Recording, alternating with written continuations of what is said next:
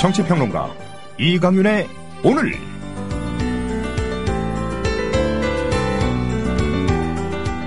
안녕하십니까, 이강윤입니다. 9월 23일 화요일 시작합니다. 박근혜 대통령이 캐나다 방문을 마치고 현지 시각으로 어제 저녁 유엔 총회 참석을 위해 미국 뉴욕에 도착했습니다. 숙소인 맨해튼의 아스토리아 호텔에 도착하는 순간 10여 명의 교민들이 세월호 특별법 제정을 요구하며 기습 시위를 벌였습니다. 교민들은 세월호 희생자 영정과 박근혜 퇴진이라고 적힌 피켓을 들고 세월호 특별법 제정, 수사권 기소권 보장, 세월호 은폐하는 박근혜는 물러가라 등의 구호를 외쳤습니다. 대통령은 호텔 정문이 아닌 옆문으로 들어갔습니다. 한 교민은 무슨 죄가 많아서 정문도 떳떳하게 이용하지 못하느냐고 말했습니다. 이에 앞서 캐나다에서는 대통령 차량 행렬이 교민 시위대를 피하려고 일방 통행로에서 역주행했고 호텔 후문을 이용했다고 현지 교민들이 페이스북 등을 통해서 밝히고 있습니다. 외국 순방길에 나선 대통령이 우리 교민들을 피해 다니고 호텔 옆문이나 후문으로 드나드는 경우가 이전에도 있었는지 궁금합니다. 남사스럽다는 말, 이럴 때 쓰는 것 같습니다. 광고 듣고 시작합니다. 회식 후에 고고, 안전하게 고고, 집에 갈 땐 고고, 회식 후에 안전하게 집에 갈 땐 고고 대리운전. 말로 거는 대리운전, 고고 대리운전. 1636 누르고 고고 대리운전. 네네, 고고 대리운전입니다. 이젠 누르지 말고 말로 걸자고요. 말로 거는 대리운전, 고고 대리운전. 엄마, 소나돼지는 안 돼요. 말하는 전화 문의는 1636 누르고 말하는 전화라고 말해주세요. 고고 대리운전 수익금의 일부는 국민TV에 후원됩니다.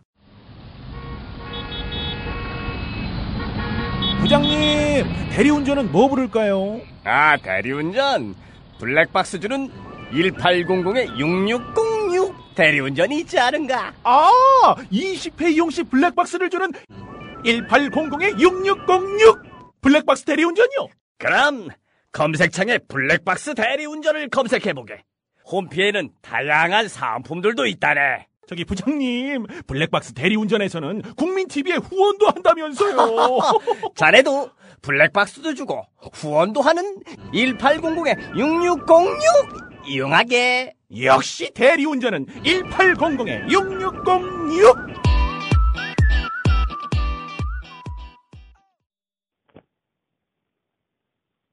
경기 평택에서 일하는 국민TV 조합원 맹꽁이 신동주입니다. 요새 조합의 재정이 좋지 않다고 해서 후원도 하고 혹시나 광고 효과도 볼까 싶어서 광고 신청했습니다. 제가 하는 일은 건설 현장 크레인 대여입니다. 5톤 카고, 10톤 미니 크레인, 스카이 작업합니다. 주로 실내 작업하고요. 크레인 쓰실 분 불러주세요. 베테랑 기사가 달려갑니다. 평택 주변 당진, 둔포, 천안, 포승, 안성, 화성 지역입니다. 평택, 평안크레인. 전화번호는 010-7392-0300, 010-7392-0300번입니다. 전화 주십시오. 기술과 신뢰, 그리고 안전을 자부하는 크레인, 맹꽁이 평안크레인입니다. 네, 9월 23일 화요일 이강윤의 오늘 뉴스 브리핑으로 시작합니다. 김영민 PD 어서 오십시오. 네, 안녕하십니까. 신박 서병수 부산시장이 그 올 부산국제영화제 상영작으로 선정된 다이빙 벨, 예. 그 MBC 이상호 기자가 뭐 만들었다 그러죠? 예, 그렇습니다. 근데 그거 뭐 지금 상영하지 말라고 압력을 넣고 있다고요? 아주 편하게 압력을 넣고 있다고 합니다. 안혜룡 다큐멘터리 감독과 이상호 MBC 해직 기자가 공동 연출한 다이빙벨 다음 달 6일과 10일 두 차례 상영될 예정이고요. 상영 시간은 85분인데요. 영화는 아직 공개되지 않았고요. 영화 배급사 측은 다이빙 벨 투입 과정을 보여주고 세월호 관련한 의문점을 정리하기 위해 제작됐다 이렇게 소개를 했습니다. 이상호 기자는 일전에 국민라디오와의 인터뷰에서 소소하게 새로운 진상이 소개될 것이다 또 이렇게 밝히기도 했습니다. 네. 자, 이런 영화인데요.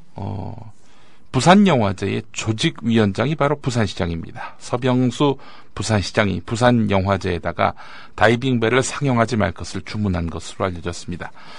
이유는 이렇습니다. 세월호 참사와 관련한 일련의 진상이 밝혀지지 않았는데 어느 한쪽의 일방적인 입장을 담은 영화라서 상영하는 것은 바람직하지 않다 이런 건데요.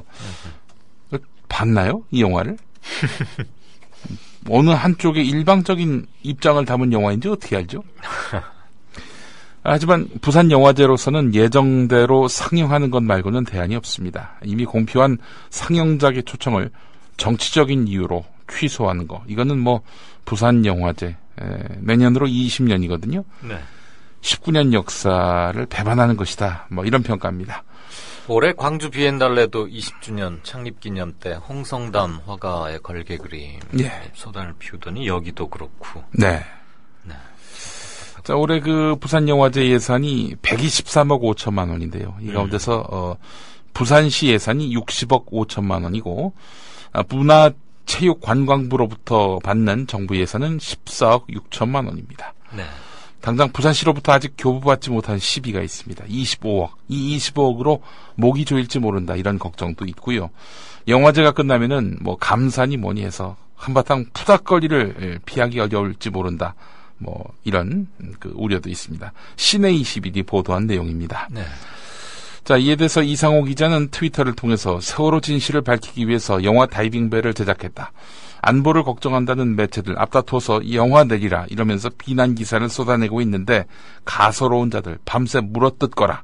진실은 두렵지 않으니 이러면서 반박했다고 합니다. 네, 물어뜯거라. 네. 예전에 화씨 911 그 영화가 마이클 무어 감독이었나요? 영화제에 나오진 않았습니다만은 화씨 911 그 내용을 보면은 부시가 사실상 9.11 테러의 주도 세력과 손을 잡고 있었다. 제휴했다. 그런 뉘앙스가 너무나 강렬하게 풍기는 그런 내용 아니었습니까? 그렇죠. 근데 무리 없이 상영됐단 말이죠. 아니, 보지도 않고 무슨 한쪽 편을 들고 어쩌고는 이상하고, 그럼 처음에 선정 상영작을 고를 때는 왜 가만히 있다가 다 되고 나서야 이러니 저러니 그것도 웃기잖아요. 예. 처음부터 고른다는 것도 이상하지만. 예. 어쨌든 파장이 커질 것 같고요. 영화제 주최 측에서 만약에 내린다면 내리는 것으로 큰 파장이 있을 것 같고요. 그렇죠. 또 안 내렸을 경우 안 내린 이후에 또 부산시가 가만히 안 있을 거란 말이죠. 네. 지금 아주 편하게 내려라 이러고 있는 판이니 말이죠. 돈이라는 이 목줄을 쥐고 있으니까 또 대감 노릇을 하는 모양인데 서병수 부산시장 선거법 문제로 좀 곤란해질 그런 위기에도 있을 텐데 말이에요. 오거돈 전 후보하고 화해를 한 모양입니다. 아, 그래요? 예. 오거돈 후보에 대해서 그동안 온갖 모략을 했다. 예. 예를 들면은 세월호 국면 때 골프장 갔다. 예. 그런 의혹을 제기했었는데 그것을 포함해서 여러 가지 이 오거돈 후보와 관련해서 주장했던 억측들 이것과 관련해서 오거돈 후보가 끝까지 책임 묻겠다 해서 이제 고소하기도 했는데 결국 취하한 모양입니다. 네, 예. 그랬군요. 자, 그건 그렇고. 네. 서울 삼성동의 한전 부지. 삼성전자가 애초 알려진 5조 원대가 아니고 그거보다도 더 적은 4조 6,700억 원을 써낸 것으로 확인이 됐네요. 예. 감정가가 3조 3,346억이죠. 네. 삼성전자가 내놓았다는 입찰액은 4조 6,700억 정도입니다. 근데 지금 현대차그룹은 10조 5,500억 이렇게 써서 결국 현대차로 낙찰이 된 거 아니겠습니까? 삼성전자 측이 입찰 가격을 발표한 겁니다. 근데 이게 진짜일까? 여전히 호사가 들은 말을 만들어내고 있는데 그리고 말이죠. 이런 건 통상 밝히지 않는 게 상례이긴 한데요. 근데 이제 이걸 밝힌 이유는 사실은 삼성이 구조에 입찰했다. 뭐 이런 설이 나도니까 더 이상 또 불필요한 논란이 확산되는 것을 차단하려는 그런 의도로 분석이 됩니다. 예. 자, 그런데 뭐 자기들이 그렇게 이미 다 결론이 난 마당에 4조 6,700억 썼다. 이렇게 말하면 이게 진실이 되는 겁니까? 그때 아마 구조 얘기는 예. 만약에 삼성전자가 9조 원을 썼다면 예. 현대가 생돈 몇 조를 날리지 않는 뭐 이런 비판이나 이런 걸로부터는 자유로울 것이다 이런 얘기가 일부 나오긴 했는데 네. 그게 뭐 또 구조설 이렇게 아마 부풀려진 것 같기도 하고 그나저나 참 화제를 많이 났습니다. 이거는. 네. 예, 그렇습니다. 뭐 한전 고위 관계자도 한 모임에서 삼성전자의 한전 부지 입찰액이 4조 7천억에 조금 못 미친다 이렇게 말을 해서 삼성 관계자의 말에 그 힘을 실어줬는데요. 네. 자, 그러나 이것이 지금 이 낙찰된 쪽 말고 안 된 쪽, 예. 안 된 쪽이 얼마나 했다. 이거 얘기하는 건 참 쉬운 일이 아니고 말이죠. 그렇죠. 예. 그나저나 현대자동차는 또 한 번 배가 아프겠구먼. 예. 현대차 쪽이 2.26배나 높은 가격을 써낸 셈이 됐으니 말입니다. 예. 예. 그러면 현대차가 써낸 10조 넘는 돈, 그 입찰액의 적정성, 그리고 이것을 실질적으로 주도한 것으로 알려진 정몽구 현대차그룹 회장. 예.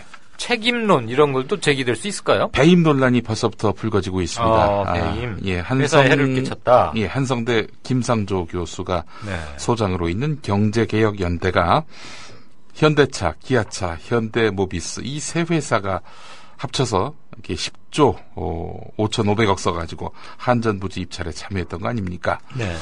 경제개혁연대가 이사회 의사록 열람을 청구했습니다. 사실 현대차그룹 강력한 이런 액수로 해가지고 한전 부지 매입을 성사시켰는데 네.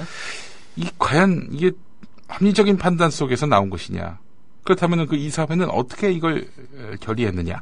이 부분과 관련해서 투자자들이 보여달라 이렇게 나올 수도 있단 말이죠. 그렇죠. 특히 외국인 투자자들 같은 경우 이 승자의 저주라고 하지 않습니까? 이 저주가 발동하는 것 아니냐. 그렇게 해서 우리가 투자를 했는데 현대차가 이로써 흔들리면은 이거 결국 경영 책임을 물어야 되는 거 아니냐. 이렇게 나오고 있단 말이죠. 네. 예.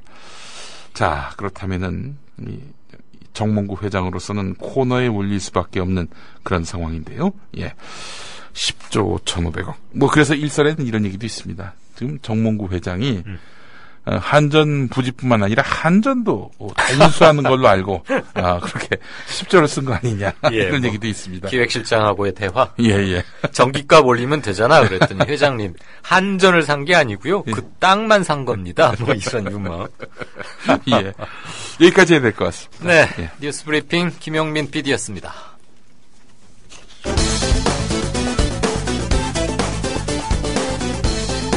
네, 새정치민주연 수석대변인 유기용 의원입니다. 대표적인 친박 인사인 곽성문 씨를 코바코 사장으로 임명하는 것은 대단히 부적절합니다.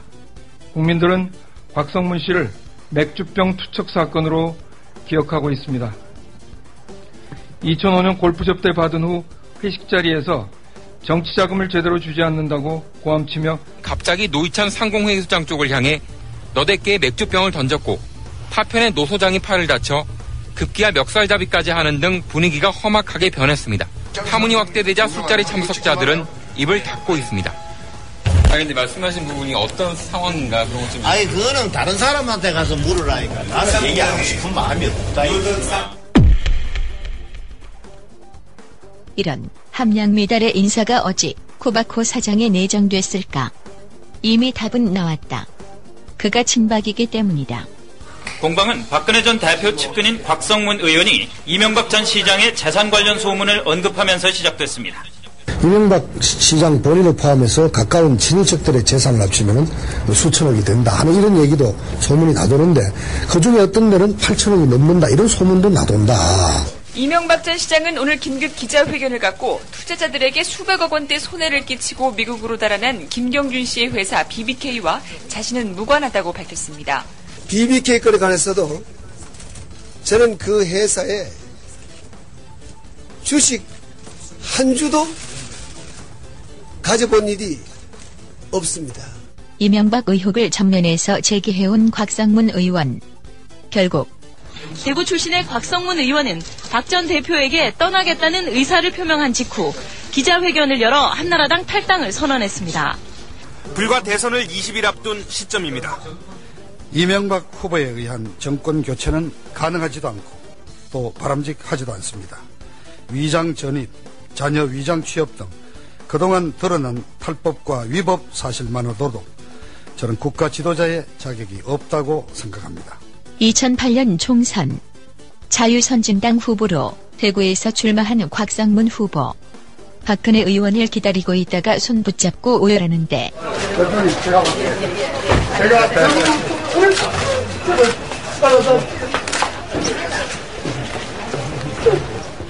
그러나 결국 낙선하게 되고 절치부심 끝에 박근혜 대통령 당선을 위해 애쓰다가 연봉 2억이 넘는 코바코 사장 자리를 차지한 셈. 그러나 곽상문의 친박은 전통이 있었으니 친박근혜에 앞서 친박정이었다는 점. 무엇보다 곽성문 씨가 과거 중앙정보부의 프락지였으며 민청학년 사건을 조작하는데 적극 협조했다는 다수의 증언이 있습니다. 여기에 더해 곽성문 씨는 중앙정보부 추천으로 MBC에 특채되어 승승장구했다는 증언도 있습니다. 곽성문 씨를 코바코 사장으로 임명하는 것은 한마디로 저질 코미디의 다름 아닙니다.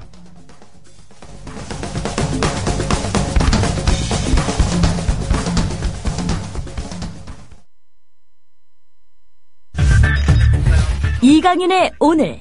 이제는 정가 산책으로 함께합니다.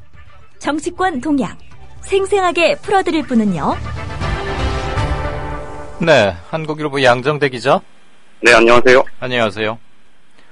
어저께였죠. 여야 대표 회동 계기로 세월호 특별법 제정 논의가 조만간 본궤도에 오를 것이다. 이런 기대 섞인 전망이 나왔는데. 네네. 그러면서 원내대표끼리 일단 얘기 시작하게 하자 이랬죠. 그런데 아직 그랬었죠. 예. 날짜조차 못 잡고 있다고요? 예, 일단 여야가 신경전을 좀 벌이는 듯한 그런 모양새입니다. 아직 여야 원내대표가 언제 만난다 이런 계획조차도 서로 지금 얘기를 서로들 안 하고 있는 그런 상황이죠.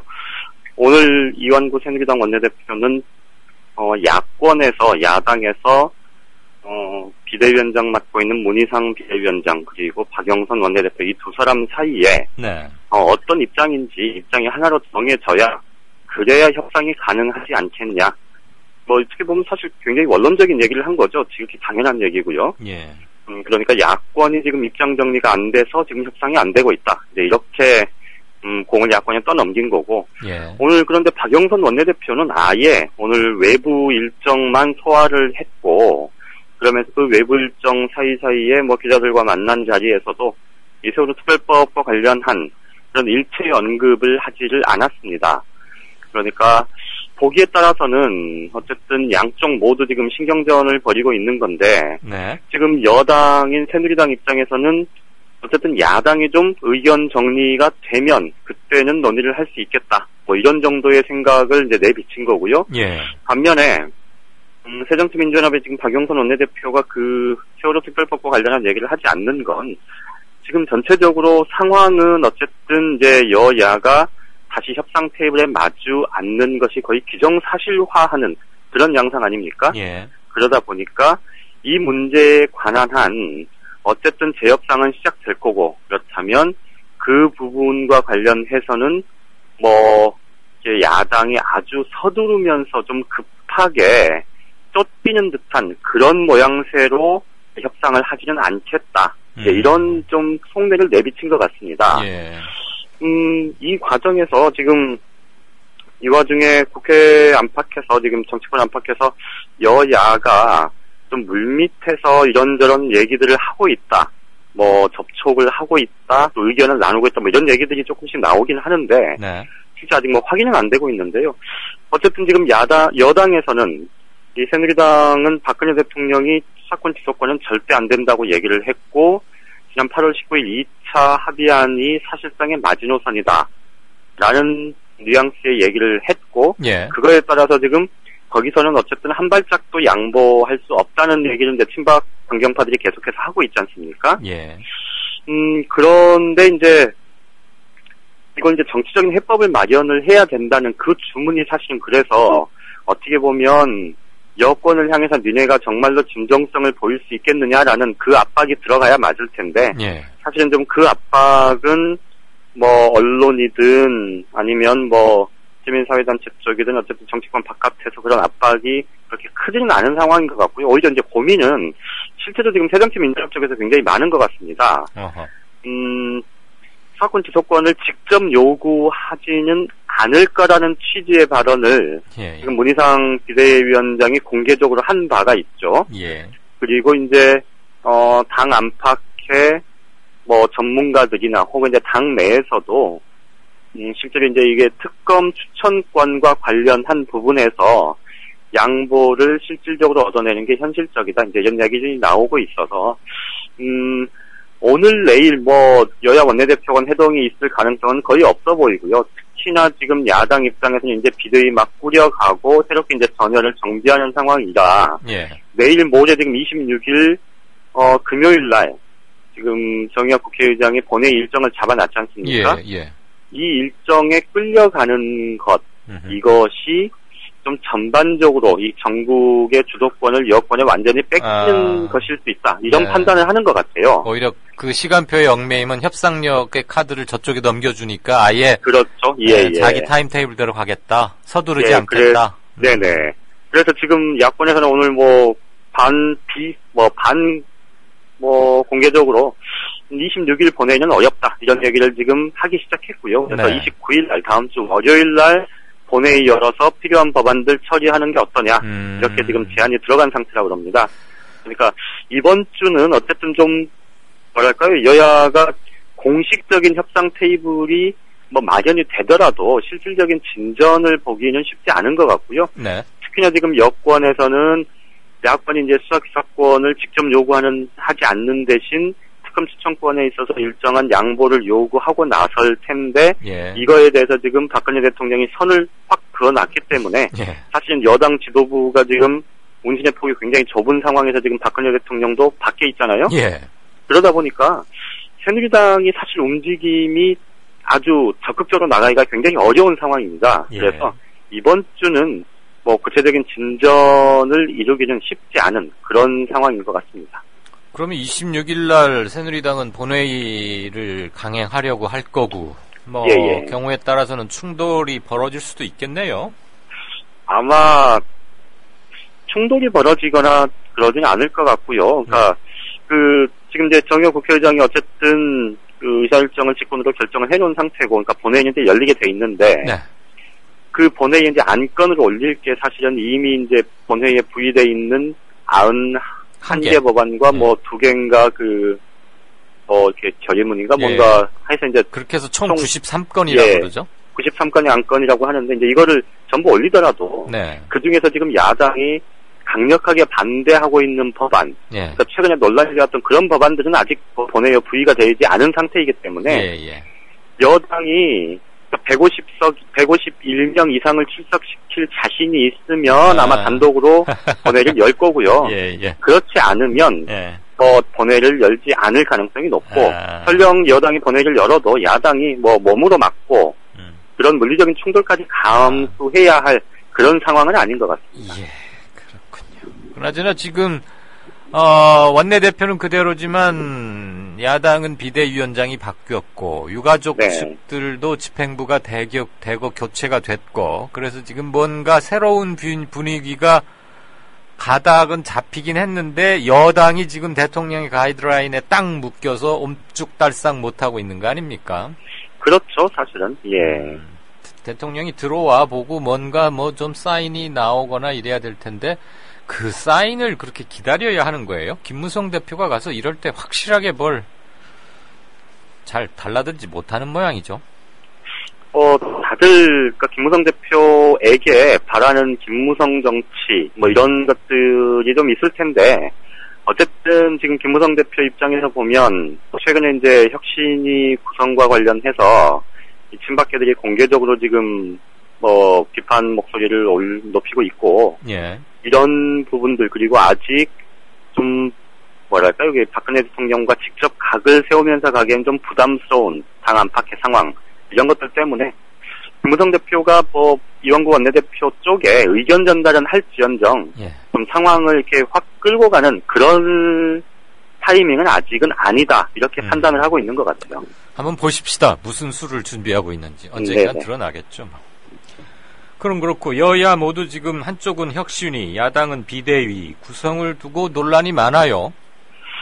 인선 문제라는 게 사실 굉장히 좀 골치 아픈 문제일 수밖에 없을 텐데, 특히나 이제 이 사람을 배치하는 문제는 결국은 특히나 이제 이 여당의 혁신위, 여기는 어쨌든 상향식 공천 제도화, 그다음에 당원 당규 개정 이런 것들을 이제 직접적으로 과제로 가지고 있는 조직이고, 네. 또 야당의 비대위는 지금 당을 추스려서 어쨌든 전당대회를 무사히 치러내는 게 목표고, 이러다 보면 양쪽 모두 사실은 지금 당장의 정치 일정으로 떠오르지는 않았지만 2016년 총선, 2017년 대선까지 길게 보면 그렇게까지 보는 큰 정치적 이해관계가 사실상 사람들 사이에 충돌을 할 수밖에 없는 그런 역할을 맡았다고 봐야 될 거고요. 네. 그러다 보니까 이제 인선 문제를 두고 여기저기 지금 말들이 많은 건데요.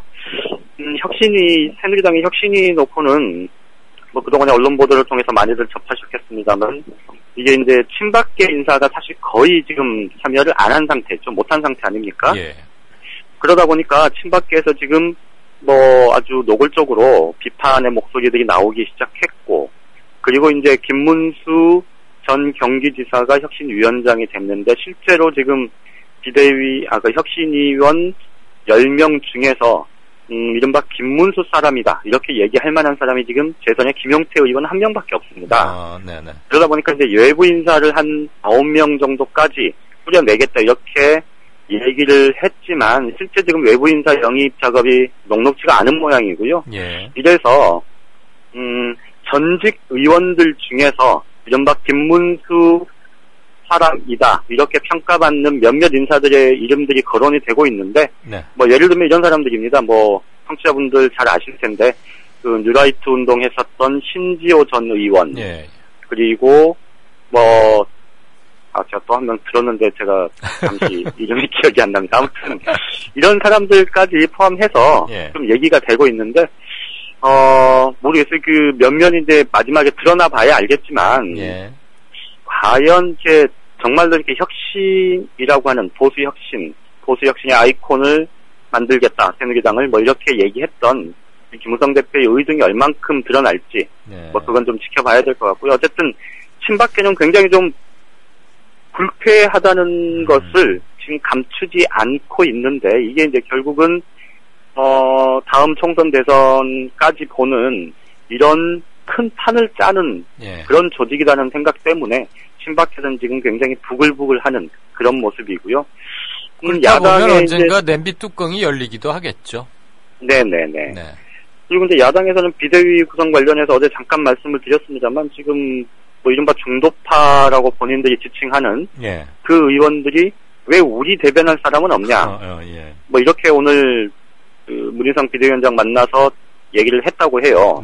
그래서 이제 사실은 비대위 꾸리면서 문희상 위원장이 김한길, 안철수 이 두 사람의 참여를 요청을 했는데, 이제 두 사람이 모두 일단 선사례를 쳤다고 하는데, 지금 내부에서는 김한길 전 대표가 조만간 비대위에 참여를 하게 될 거다, 이런 얘기들이 조금씩 나오고 있고요. 또 이제 외부 인사를 그럼 전원 배제하고 당 내 인사로만 꾸리는 게 적절하냐, 이런 비판도 좀 있어서 실제로 외부 인사 영입 문제도 문희상 비대위원장을 중심으로 내부에서 좀 검토를 하고 있다고 합니다. 어쨌든 지금 새정치연합의 비상대책위원회는 그래서 개문발차 형식으로 인선이 추가로 더 지금 진행이 될 가능성이 높아 보이는데요. 어쨌든 지금 중요한 건 이왕에, 어제도 말씀드렸지만, 이왕에 이 당내 개파의 수장이라고 불릴 만한 인사들이 참여를 한 만큼 실제로 좀 대충 이렇게 섞어서 가는 그런 것보다 정말로 좀 단호하게 끊을 거는 끊어내고 그렇게 가야 될 텐데 실제로 이게 이제 자기 손목 발목을 자르는 일이라 예. 이분들이 얼만큼 그 의지를 보여줄 수 있을지는 뭐 관전 포인트죠 앞으로. 그렇죠. 예, 그거는 좀 장담하기는 쉽지 않은 그런 상황인 것 같습니다. 어차피 모든 위원회나 인사 한번 하고 나면 약간의 뒷말들은 다 나오는 거고. 그렇죠. 조직 강화 특위 어떻게들 채워가느냐. 개파 색깔 정말 안배 또 한 만큼 배짱 있게 독배를 들이키면 안 되겠죠. 그렇죠. 예. 예. 잘 들었습니다. 예, 고맙습니다. 내일 다시 연결하죠. 네. 네, 지금까지 정가산책 한국일보 양정대 차장이었습니다. 6시 30분 됐네요, 벌써. 게시판 잠깐 보고 다음 코너 들어가겠습니다. 제가 미안합니다. 예전부터 이분들께 꼭 감사의 말씀을 정중하게 올려야겠다고 생각을 했는데 번번이 놓치거나 그랬습니다. 박윤미 조합원님, 그리고 안진영 선생님, 김태영 선생님, 이진희, 그리고 김세영님 등 모두 30여 분이 국민라디오의 각종 프로그램의 녹취라고 하나요? 그걸 이렇게 다 들으시면서 타이핑을 해서 보내시면 여기에서 이제 그걸 갈무리를 해서 뉴스 사이트에 띄우고 하던데 여러분 알고 계시겠지만 이거 100% 자원봉사고요. 그리고 말하는 속도나 발음, 뭐 인토네이션, 사투리, 특유의 억양 이런 게 다 진행자들 그리고 출연자들마다 다 다를 터이고 전화 음질도 좋지 않을 때도 있고 할 텐데 그걸 이렇게 적어주시는 거 그래서 참 숙연한 감사 말씀 꼭 드리고 싶습니다. 제가 30여 분의 이름을 다 호명해 드리는 게 예의이지만 그러지는 못하는 점 이해해 주시고요. 여러분 때문에 기록으로 남고 그렇습니다. 그래서 앞으로는 발음도 더욱 또렷하게 또박또박 하려고 애쓰겠고요. 아무튼 감사드립니다. 게시판 한두 개만 잠깐 보고 지구촌어 이슈 넘어가겠습니다. 일본 후지TV 세월호 관련 다큐 방송 봤는데 우리 국민 텔레비전도 나왔다 깜짝 놀랐다라고 왕싸가지님이 그러셨군요. 박근혜 대통령 캐나다와 미국 방문에 관해서 아주 격정적인 견해들을 많이 쏟아놓고들 계십니다. 오동팔님께서는 가판까지 나왔다가 친구 구하러 다시 선실로 돌아간 온유 발음이 쉽지 않았는데 사건 초기에 많이 회자됐었죠. 지금 또 사진 올려주셨네요. 차마 미안해서 마주 보지를 못하겠는데 이렇게 보니까 참 더 예쁘기까지 해서 속이 더 상합니다. 제가 무슨 예쁘다 밉다 그 미추를 말하는 것이 아니라는 것은 잘 아실 테고요. 어느 하나 한떨기 꽃이 아닌 아이들이 있었겠습니까만 온유가 그랬대죠. 아버지인가가 여행 가기 전날 2만 원을 뭐 주인집에서 빌려서 줬다든가 어쨌다든가 그러는데 시신으로 돌아왔는데 그 바지 주머니에 10,000원짜리 2장이 그대로 들어있었더랍니다.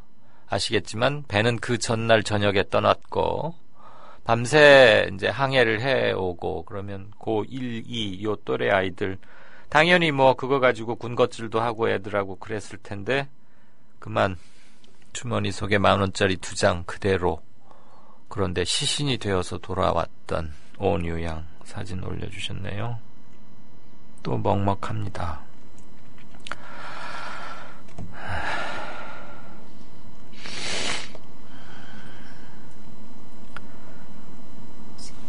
네. 철학인간 닉네임 쓰시는 분께서는 이명박근혜 구속수사, 천안함 조작, 세월호 조작, 사회와 영원히 격리해야 그런 의견 주셨습니다. 오늘따라 강한 그런 질타와 분노 표현들이 특히 많이 눈에 띄는 게 인상적이군요. 지구촌 캐나다 일정 마치고 박근혜 대통령이 뉴욕에 도착했는데 숙소 앞에서 아스토리아 호텔인가 그렇죠. 거기서 뭐 세월호 특별법 촉구하는 시위가 상당했다고요. 네. 박근혜 대통령이 유엔 총회와 관련 회의 참석을 위해 현지 시간으로 22일 미국 뉴욕에 도착했습니다. 이날 오후 박 대통령은 뉴욕 첫 일정으로 반기문 유엔 사무총장을 만났는데요. 박 대통령은 유엔 사무총장 관저에서 반 총장과 북한 문제 등에 대한 의견을 나눈 것으로 알려졌습니다. 박 대통령은 뉴욕 방문 이틀째인 23일 한국 시간으로는 오늘 밤 10시경에 반 총장의 초청으로 마련된 유엔 기후 정상회의에 참석해서 기조연설을 할 예정입니다. 박 대통령이 머물 숙소인 아스토리아 호텔에 도착하는 순간 10여 명의 한인들이 세월호 특별법 제정을 요구하며 기습 시위를 벌였습니다. 시위 참가자들은 세월호 희생자들의 영정사진과 박근혜 퇴진이라고 쓰인 티켓 등을 들고 호텔 정문 앞을 행진했고요. 수사권과 기소권이 보장된 세월호 특별법을 제정하라. 그 다음에 세월호 참사를 은폐하는 박근혜는 물러가라 등의 구호를 외쳤습니다. 네. 박 대통령은 캐나다에서 그랬던 것처럼 시위가 벌어지고 있는 사이에 그 호텔의 정문이 아닌 다른 문을 통해 안으로 들어간 것으로 알려졌습니다. 예. 그런데 대통령이 도착하기 전부터 시위가 있었죠? 그렇습니다. 박 대통령이 도착하기 하루 전인 21일에도 300명 이상의 한인들이 뉴욕 총영사관 앞에서 특별법 제정을 촉구를 열었는데요. 미주 동포 집회 사상 최대 인원이었던 것으로 알려졌습니다. 네. 집회 참가자들은 공동 성명서를 통해 유가족들과 국민들이 특별법 제정을 요구해왔지만 이제까지 아무것도 이루어진 게 없다고 강조했고요. 그 이후에 희생자들의 영정사진을 들고 유엔 건물 인근까지 행진했습니다. 이들은 행진하면서 광주 비엔날레 특별전에 초대됐다가 주최 측의 거부로 전시가 무산됐던 홍성담 화백의 작품 세월 5월을 인쇄한 현수막을 앞세우기도 했습니다. 네. 시위 참가자들은 박 대통령이 출국할 때까지 그림자 시위를 이어가겠다 이렇게 예고한 바 있습니다. 그림자 시위라는 게 그러니까 동선을 계속 따라다니면서 시위하는 걸 얘기하는 거죠? 네. 캐나다 토론토에서도 그랬었죠? 네, 그렇습니다. 네, 그런가 하면 최근 캘리포니아에 있는 미국 버클리 대학 학보에 박 대통령의 유엔 연설을 반대하는 글이 실리기도 했다고요? 네. 외신 번역 사이트 뉴스프로에 따르면 미국 버클리 대학 학보에 한국의 독재자 대통령과 함께 침몰한 민주주의라는 제목의 글이 실렸습니다. 한국계 학생 2명이 기고한 글인데요. 이 학생들은 박 대통령이 유엔에서 연설하는 것은 한국인과 세계를 속이는 것이라고 주장했고요. 세계의 지도자들에게 평화와 정의에 대해서 말하기 전에 박 대통령 자신에게 국민의 안전을 지킬 의무가 있다는 걸 인정해야 한다 이렇게 지적했습니다. 그러면서 박 대통령은 대통령으로서 가장 기본적이고 중요한 이 의무를 이행하는 데 실패했고 이걸 절대로 용서해서는 안 된다고 강조했습니다. 이들은 또 박 대통령이 권력을 남용하면서 민주주의를 파괴하고 있다고 비판했는데요. 최근 대통령을 모독하는 발언이 도를 넘고 있다 이렇게 말한 박 대통령의 말에 대해서 국민 위에 군림하고 자신을 비판하는 사람을 용서하지 않는다는 최고 통치자의 망상이라며 강도 높게 비난했습니다. 그러면서 국격을 손상시키고 있는 사람은 바로 박 대통령이다 이렇게 지적했습니다. 네, 잘 들었습니다. 네, 감사합니다. 네, 지금까지 지구촌 이슈 장혜림 외신캐스터였습니다. 지금 여러분께서는 정치평론가 이강윤이 진행하는 이강윤의 오늘을 듣고 계십니다. 이강윤의 오늘은 팟캐스트 포털 팟빵에서 다시 들으실 수 있습니다. 의견과 건의가 있으시면 게시판에 남겨주세요. 네, 지금 세월호 유가족들과 김현 의원의 회식 자리 끝에 대리기사를 불렀고 그래서 빚어졌던 이른바 대리기사 집단 폭행 사건, 이것이 매우 핫 뉴스 중에 하나인데요. 종편들에서는 특히 마치 거기가 물을 만난 양 이것을 빌미로 해서 세월호 유가족들의 정당한 진상규명 요구 이런 것까지 도맷금으로 매도하는 한편 왜곡 보도의 도가 아주 심하다고 미디어 전문지들도 지적하고 있고 또 우리 국민TV의 뉴스K에서는 이 문제를 아주 집중적으로 연일 보도를 하고 있죠. 이를테면 가장 대표적인 게 TV조선의 보도 한 꼭지를 보면 CCTV상으로 유가족들의 일방적인 폭행이 확인된다고 단정을 했는데 TV조선이 거기에 동원한 영상 증거들은 조작에 가까운 것이었습니다. 그러니까 거꾸로 편집을 한다거나, 그리고 맞아서 앉아있는 사람이 실은 유가족이었는데 그게 무슨 뭐 대리기사나 시민이 폭행당한 것처럼 이렇게 보도를 했고 말이죠.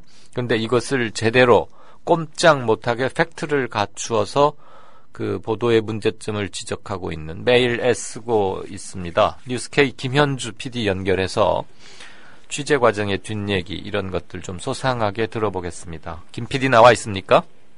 네, 안녕하세요. 안녕하세요. 화면으로 잘 봤습니다. 특히 뭐 일선 취재 현장에서 남녀를 따지는 것은 결코 아닙니다만 이런 네. 폭행 사건과 경찰서 취재가 젊은 여성에게 사실 육체적으로건 뭐건 좀 쉽지 않다는 건 저도 잘 알거든요. 근데 연일 아무튼 고생이 많다는 얘기를 선배로서 먼저 드리고요. 네. 제일 먼저 그 문제의, 그러니까 지금 가장 화질도 좋고 제대로 좋은 각도에서 비교적 많은 정보를 담고 있는 그 CCTV를 가장 먼저 확보한 거죠. 경찰보다 더 훨씬 앞서서. 네, 일단은 CCTV 원본을 확보한 건데요. 네. 그 CCTV를 카메라로 촬영해간 사람들은 이미 있었습니다. 네. 그래서 보도가 나오고 있었고, 그 화면을 저희도 확보를 하러 갔었거든요. 그런데 일단 저희도 촬영을 하면서 원본을 확보할 수 있는 방법이 없을까 생각하다가 예. 일단 저희는 할 수가 없었고요. 네. 저희 기술 감독님을 불러서 그 부분에 대해서 도움을 요청하고 결국 확보를 하게 됐습니다. 그거 팀플레이입니다. 뭐 누가 뭐 확보했는가는 중요치 않고 우리 팀원이 각자의 잘하는 바를 동원해서 함께 협심해서 하면 되는 거죠. 그렇죠. 그러니까 어쨌거나 CCTV를 확보한 거 아닙니까? 근데 그 전에 그것을 찍어갔다는 사람은 어디 타 언론사 사람들입니까? 네, 일단 타 언론사에서는 네. 이미 그 화면이 보도가 되고 있었고 예. 거기에 계신 분 말씀으로도 다른 언론사들은 이거를 촬영해갔다라고 말씀을 하셨어요. 그러면은 그리고 그분이 원본을 추출하는 방법을 아냐고 여쭤봤을 때 네. 자기도 할 줄 모르고 일단 다른 데는 찍어갔다라고 이렇게 말씀을 해주셨어요. 그 찍어갔다는 게 뭐죠? 그러니까 CCTV를 플레이 시켜놓고 그것을 스마트폰에 그 녹화 동영상 기능으로 네네. 찍었다 이 말인가요? 네, 카메라로. 네네. 그러면 원본과 그것의 차이점은 뭐가 있을 수 있어요? 이를테면? 사실 원본이라는 점은 촬영본이랑 원본이랑 그 내용상의 차이가 있는 건 아니에요. 그러겠죠. 네. 네네. 하지만 수사로 사용될 때 원본을 확보하지 않았다라는 점은 일단 문제가 될 수 있겠죠. 네. 어쨌거나 고생 많았습니다. 자, 확인부터 하죠. 기본적인 팩트 확인인데 세월호 유가족들과 대리기사 충돌이 있긴 있었죠. 네, 분명 확인되는 부분이 있습니다. 네. 대리기사랑 세월호 유가족 2명이 뒤쪽으로 엉켜서 가는 부분이 나오는데요. 네. 이 장면에서 세월호 유가족 김형기 씨가 대리기사를 2번 가격하는 장면이 확인됐고 예. 김형기 씨도 이 부분을 인정하고 있습니다. 그 팔로 이렇게 그 복부 같은 데를 가격하는 그 장면 말씀하시는 거죠? 네, 그 장면입니다. 그러면 대리기사 또는 싸움을 말리려 한 시민이 있었는데 일방적으로 맞았다는 증거도 CCTV 상으로 확인이 됩니까? 현재로는 저희가 확인한 바로는 확인할 수가 없었습니다. 네. 그리고 말리려는 시민이 일방적으로 맞았다는 부분에 대해서는 말리려는 시민이 갑자기 그 싸움에 동참해서 네.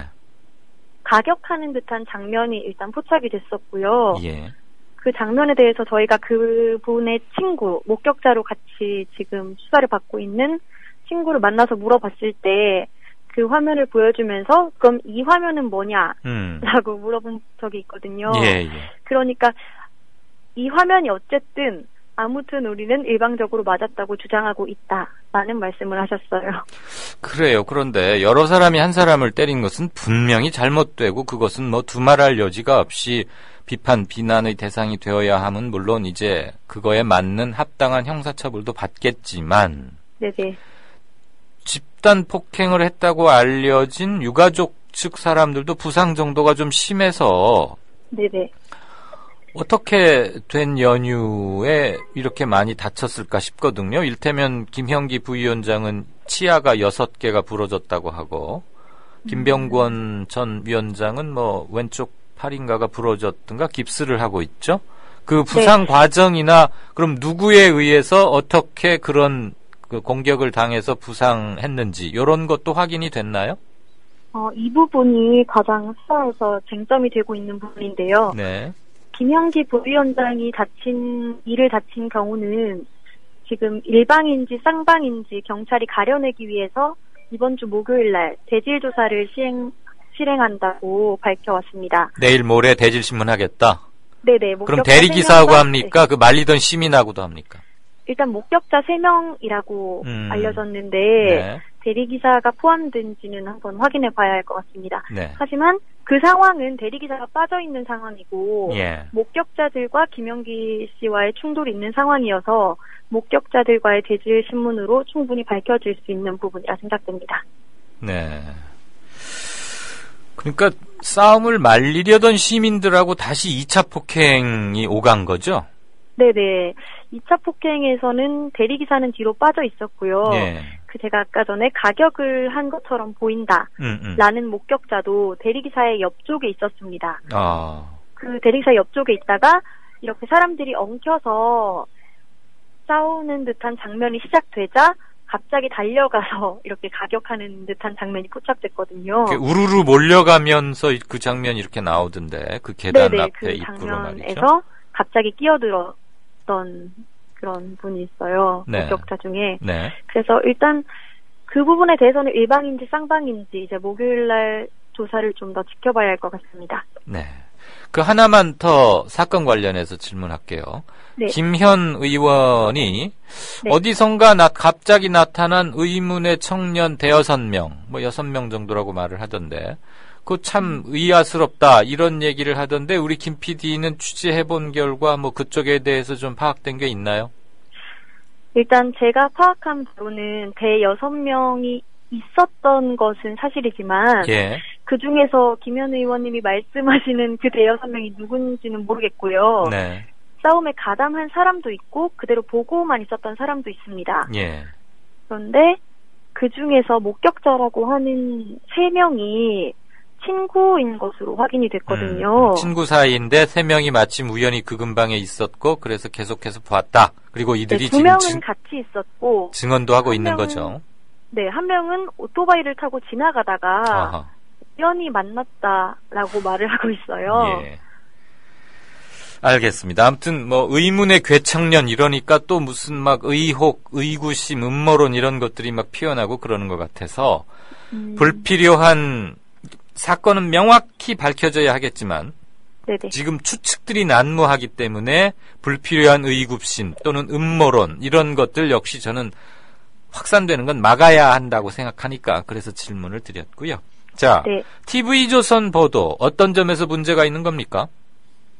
일단 어제 뉴스케이에서도 보도해드렸듯이 재감기 기법을 사용했어요. 네. 한 명을 한쪽으로 몰고 갔다라는 말을 하면서 재감기 기법을 사용해서 사실은 반대 방향으로 가는 것을 정말 현실에서 그렇게 한 것처럼 보여주는 그런 식의 보도를 했더라고요. 예.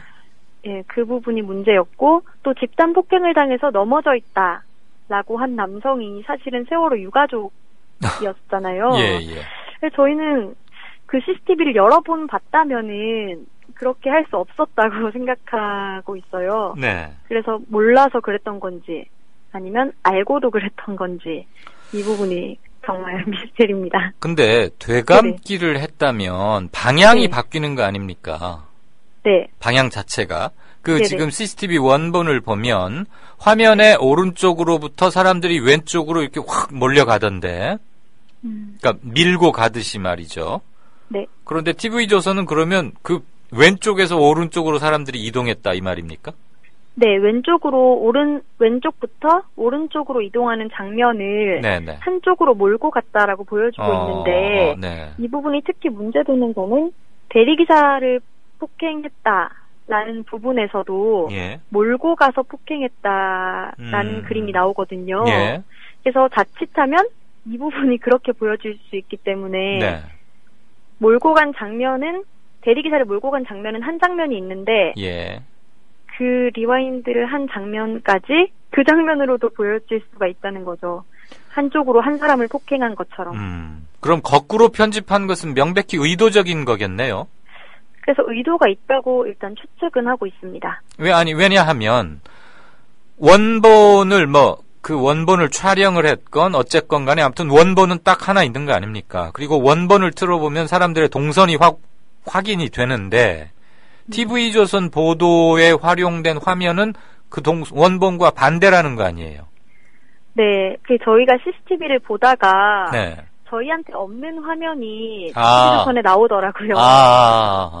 네, 그래서 찾아본 결과 대감기를 사용했다는 걸 확인했습니다. 그러니까 어디 발빠르게 다른 데서도 무슨 CCTV를 확보했던 게 아니고 네네. 뉴스케이를 비롯해서 여러 언론사들이 열람하거나 복사하거나 촬영해서 갖고 있는 그 원본을 리와인딩 기법으로 거꾸로 틀었기 때문에 마치 새로운 화면처럼 보였다 이 말이지요. 네네. 그렇습니다. 그렇다면은 그것은 알고도 그렇게 했다는 추론이 충분히 가능한 거 아닙니까?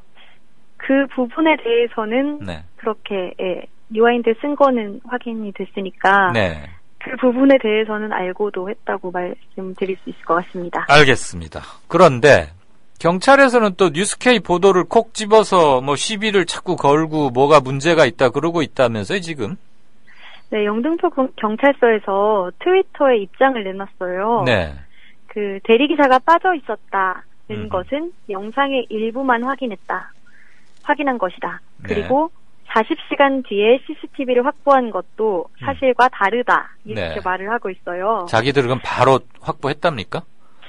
그래서 제가 정말 아쉬운 부분은 그때 녹음을 했었어야 하는데 제가 현장에서 경찰을 만났거든요. 예. 저희가 USB로 추출하려는 시도를 하고 있었고 그런 거를 본 경찰이 지금 이거 추출되냐? 자신들은 시도했는데 실패했다. 그래서 일단 과학수사대를 불렀다. 라고 말을 했거든요. 예. 그래서 저희는 이분들이 원본을 못 가지고 있다는 거를 그때 확인을 했고. 예. 예, 분명히, 그때 제가 녹음을 못한 제 잘못이지만. 네. 그러네요. 그리고 영상의 일부분만 확인했다. 예. 이 부분도 그런 입장을 내면서도 그 장면에서 대리기사가 빠져있는 게 아니라고는 말한 바가 없어요. 네. 어떻게 보면 저희가 잘못했다, 잘못된 보도다라고 말하면서도 핵심적으로 그런 부분에 대해서는 어물쩡하게 인정하고 있는 그런 양태를 보이고 있습니다. 알겠습니다. 어쨌거나 대단히 중요한 국면에서 미묘하게 터진 사건이고 그 파장이 상당할 것이고 유가족들이 이로 인해서 도덕성 필요 이상의 그리고 억울하기까지 한 매도를 당하고 있는 상황이기 때문에 이 사건의 사실관계의 실체 규명은 대단히 중요하고 그 한 복판에서 열심히 뛰고 있는 우리 김현주 PD 응원합니다. 필요할 때는 녹음 잘 하셔서 오늘 같은 후회는 앞으로 안 하시는 게 좋고. 근데 사실 그런 거 하기 어려워요. 네. 사건 기자가 그래서 힘들기도 하고 재미도 있습니다. 아울러서 김현 의원이 명확하게 그날 있었던 그리고 자기가 듣거나 보아서 알고 있는 모든 사항을 국민 앞에 털어놔야 한다는 생각도 갖게 됩니다. 김현 의원이 이번에 지금 경찰에 출석을 했잖아요. 네. 어떤 말을 할지는 모르겠지만 일단은 김현 의원 측에서도 말하지 않았던 이유는 분명 있을 거예요. 그러겠죠. 아마 그거 경찰 수사 과정을 일단 지켜보시는 걸로 하죠. 뭐. 네네. 네. 그렇게 해야 될 것 같습니다. 오늘 인터뷰 고맙습니다. 네, 감사합니다. 네, 지금까지 뉴스K의 김현주 PD였습니다.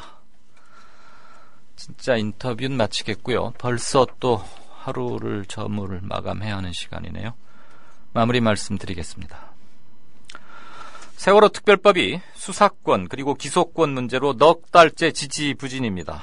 대통령은 지난 2차 협상안이 마지노선이라면서 선을 딱 그어버렸습니다. 협상의 기본을 망각한 처사입니다.